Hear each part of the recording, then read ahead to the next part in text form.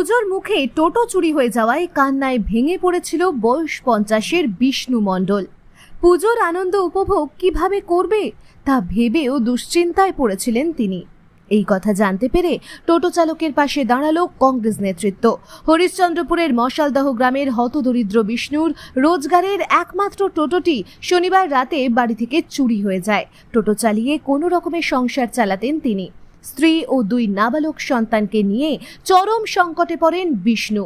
নতুন জামা কাপড়ের জন্য বায়না ধরে 2 ছেলে। এই খবর জানতে পেরে মঙ্গলবার সকালে টোটো চালকের বাড়িতে ছুটে যায় রাজ্য যুব কংগ্রেসের সাধারণ সম্পাদক জিয়াউর রহমান চৌধুরী, মশালদহ অঞ্চল কংগ্রেসের সভাপতি খলিলুর রহমান, পঞ্চায়েত সদস্য সন্তোষ মণ্ডল ও ঝন্টু রায় এবং কংগ্রেস কর্মী সুধীর ঠাকুর সহ অন্যান্যরা। তার হাতে আর্থিক সাহায্য তুলে দেওয়া হয়। টোটো চালক বিষ্ণু বলেন, 7 মাস আগে বন্ধন ব্যাংক থেকে 1,30,000 টাকা ঋণ নিয়ে টোটোটি কিনেছিল। টোটো চালিয়ে পরিবারের খরচ জোগাড়ের পাশাপাশি কিস্তি পরিশোধ করতাম। কিভাবে ঋণ পরিশোধ করব ভেবে দুশ্চিন্তায় পড়েছি।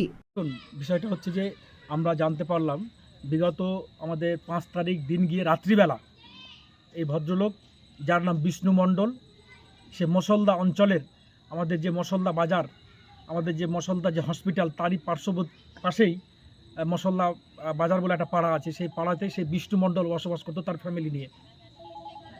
কিন্তু সেই তার কোনো বাড়ির যে জায়গাটুকু, আপনি দেখছেন পিছনে তার ভাঙাচোরা একটা বাড়ি, যেটা ইন্দিরা আবাস যোজনার তৈরি করে দেওয়া।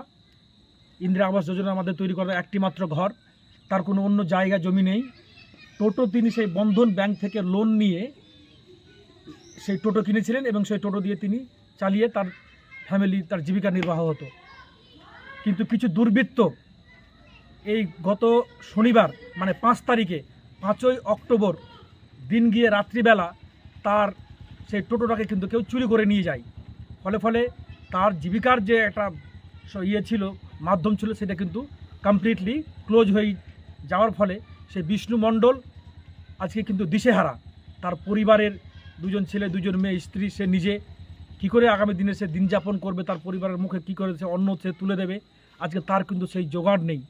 আর তার চেয়ে সবচেয়ে বড় কথা হচ্ছে, আজকে আমাদের পশ্চিমবঙ্গ বাঙালি হিসাবে বাঙালিদের যে সবচেয়ে বড় উৎসব সেই দুর্গাপুজো, সেই পুজো আজকে দরজায় এসে দাঁড়িয়েছে। এইরকম একটা মুহূর্তে সেই বিষ্ণু মণ্ডল তার সেই পরিবারকে নিয়ে সে পথে বসার মতো উপক্রম হয়ে দাঁড়িয়েছে। আমরা যখনই শুনলাম আমাদের মশলদা অঞ্চলের প্রধানের যে স্বামী, আমাদের আয়শা খাতুন যে প্রধান, তার যে স্বামী খলিলুর রহমান, আমাদের এই বুথের মেম্বার সন্তোষ থেকে শুরু করে আমাদের উপপ্রধান, এই মশলদা পঞ্চায়েতের যে উপপ্রধান সেই ঝন্টু মণ্ডল থেকে শুরু করে আমাদের এখানকার এই বুথের যারা কর্মী, প্রত্যেকে আমরা এখানে উপস্থিত আছি।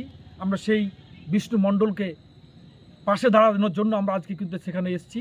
আমরা দেখলাম তার খুব করুণ অবস্থা, সে পরিবার যে চালাবে তার সেই জোগাড় তার কাছে নেই। তাই আমরা আমাদের পক্ষ থেকে এই যে পুজোর মরশুমে তার যেন ফ্যামিলি